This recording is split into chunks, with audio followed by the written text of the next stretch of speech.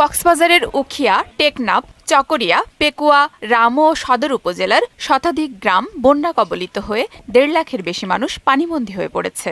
মাতামুহুরী ও বাঁকখালী নদীর পানি বিপদসীমার উপর দিয়ে প্রবাহিত হচ্ছে।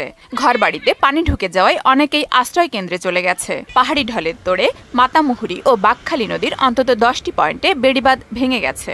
এছাড়া কক্সবাজার শহরের প্রায় ৫০০ বাড়িঘর পানিতে তলিয়ে গেছে। আমাদের গ্রামের অবস্থা খুব দুর্যোগের অবস্থা, এখন খুব মহামারী অবস্থা। আমরা সরকারের কাছে আবেদন করতেছি, সরকার যদি কিছু ত্রাণ সহায়তা করে।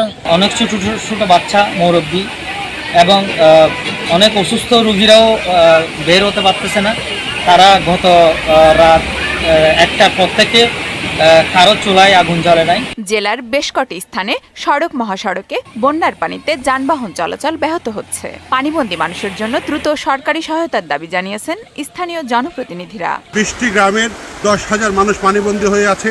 তারা গতকাল থেকে কিছু খেতে পারেনি এবং এই এলাকার যে গ্রামীণ অবকাঠামো রয়েছে, সড়কগুলো রয়েছে, তা সম্পূর্ণ বিধ্বস্ত হয়ে গিয়েছে। আমরা সরকারের কাছে দ্রুত এই এলাকার মানুষের জন্য আমরা সাহায্যের দাবি জানাচ্ছি। বন্যার পানি অতি দ্রুত বৃদ্ধি পাচ্ছে এবং এলাকার প্রায় ২ লক্ষ মানুষ এখন পানিবন্দী আছে। তো আমরা জেলা প্রশাসনের কাছে বিনীত আবেদন জানাই, অতি দ্রুত বন্যা দুর্গত মানুষের জন্য সহযোগিতা হাত বাড়িয়ে দেয়। কক্সবাজারে আরও ২ দিন অতি ভারী বৃষ্টির পূর্বাভাস দিয়েছে আবহাওয়া অধিদপ্তর। এদিকে টানা ২ দিনের বৃষ্টিতে খাগড়াছড়ি জেলা সদরের কয়েক জায়গায় পাহাড় ধসের ঘটনা ঘটেছে। এছাড়া জেলা সদরের কলাবাগান, শালবাগান, রসুলপুর এলাকায় পাহাড় ধসের ঝুঁকি দেখা দিয়েছে।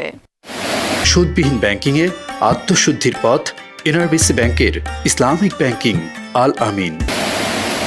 আফরিন পপি, মোহনা সংবাদ।